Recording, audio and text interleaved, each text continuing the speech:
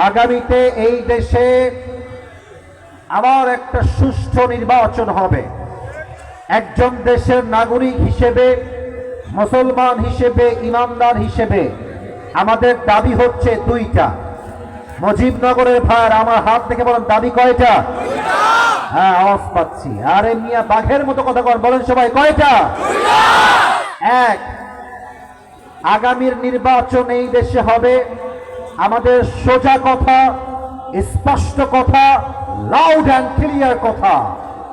আমরা এই দেশে আগামীতে প্রধানমন্ত্রীর চেয়ারে কোন নারীকে ক্ষমতায় দেখতে চাই না। আওয়াজ দিবার কথা ভুল না ঠিক? কোন নারীকে আমরা দেখতে চাই না, নাম্বার ওয়ান দাবি।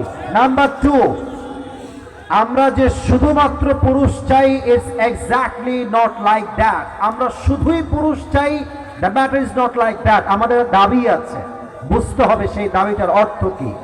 আমরা চাই আগামীতে প্রধানমন্ত্রী এই দেশে এমন একজন যুবক হবে, এমন একজন পুরুষ হবে, এমন একজন মানুষ হবে যিনি একই টাইমে প্রধানমন্ত্রীও হবেন এবং তার যোগ্যতা এতটা হাইলি কোয়ালিফাইড হবে, তিনি প্রধানমন্ত্রীর চেয়ারে বসার যোগ্যতাও রাখবেন এবং তার যোগ্যতা হবে এমন সেই প্রধানমন্ত্রী জাতীয় মসজিদ বাইতুল মুকাররমে দাঁড়িয়ে জুমার খুতবা দেওয়ার যোগ্যতাও রাখবেন। এমন প্রাইম মিনিস্টার আমরা সবাই আগামীতে চাই কি চাই না? তবে হ্যাঁ, একটা কথা বুঝে বলেন তো, দেশের প্রধানমন্ত্রী যদি হয় জাতীয় মসজিদ বাইতুল মুকাররমের ইমাম, এই দেশে কি আর সুদ থাকবে? না। আওয়াজ কমে গেল কেন? সুদ থাকবে? ঘুষ থাকবে? চাঁদাবাজি থাকবে? চোর থাকবে? ডাকাত থাকবে? পুরো দেশের প্রত্যেকটা প্রান্তে প্রান্তে ধর্ষণ বন্ধ হয়ে যাবে যুবক ভাইরা। আমরা এই কথা বিশ্বাস করি।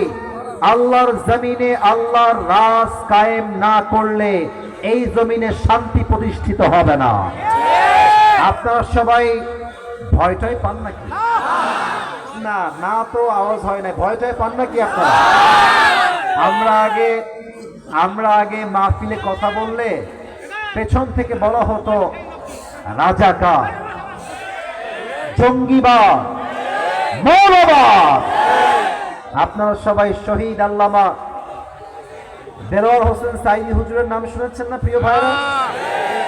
এত আস্তে কেন শুনছেন না নাম আপনারা সবাই? আমাদের কলিজার টুকরা উনি।